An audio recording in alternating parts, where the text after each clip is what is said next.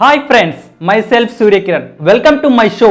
Open your brains, catch my words. Friends, మీకు Titanic ship గురించి తెలుసా? టైటానిక్ సినిమా గురించి అందరికీ తెలుసు, కానీ టైటానిక్ షిప్ గురించి దాని వివరాల గురించి ఇప్పుడు తెలుసుకుందాం. Come on friends, let's start our episode. Titanic చరిత్ర.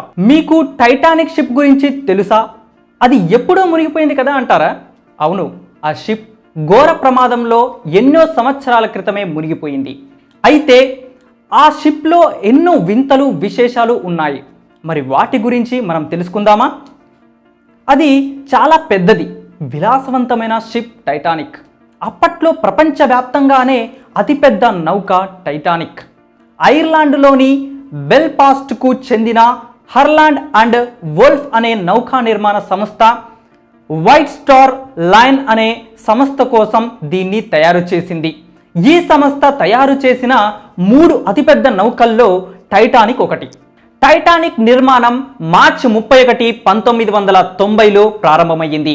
ఇది అమెరికాకు చెందిన JP Morgan international mercantile marine company సమకూర్చిన నిధులతో ఆరంభమైంది.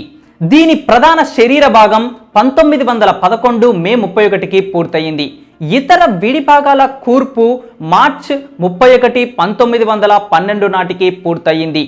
ఇది 882 అడుగుల 9 అంగుళాల పొడవు, 92 అడుగుల 6 అంగుళాల వెడల్పు, నీటి తలం నుంచి 60 అడుగుల ఎత్తులోనూ ఉండేది.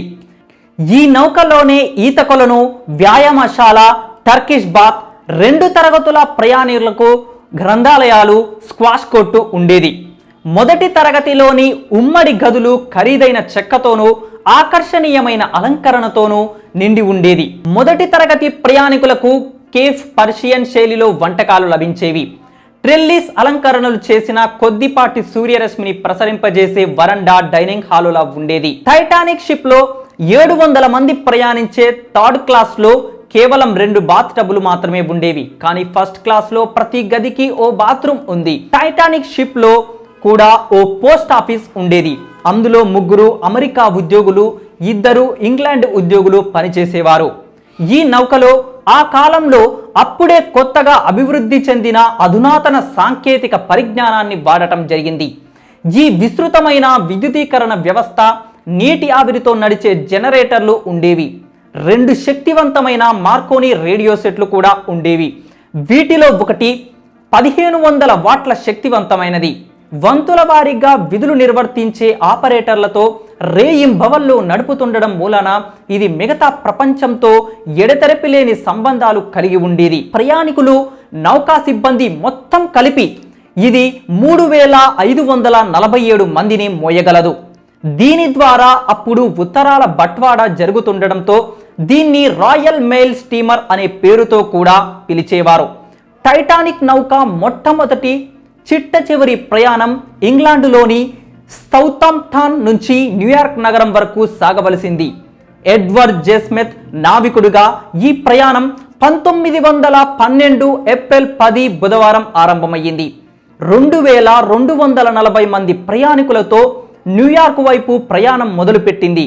అయితే 4 రోజులకే, అంటే ఏప్రిల్ 14న ఈ షిప్ పెద్ద మంచు పర్వతాన్ని ఢీకొని మునిగిపోయింది. టైటానిక్ షిప్ మునిగిపోయిన 73 సంవత్సరాల అనంతరం సెప్టెంబర్ 1, 1985లో అమెరికాకు చెందిన సముద్ర శాస్త్రవేత్త డాక్టర్ రాబర్ట్ బల్లార్డ్ సముద్ర గర్భంలో ఉన్న టైటానిక్ ను గుర్తించాడు.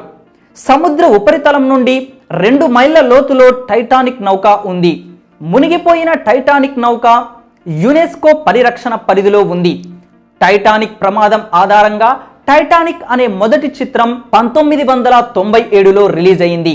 అయితే దీనికంటే ముందుగా 1953లో టిన్ సిడోఫాక్స్ ప్రొడక్షన్ సంస్థ బ్లాక్ అండ్ వైట్ కలర్లో ఓ సినిమాను విడుదల చేసింది.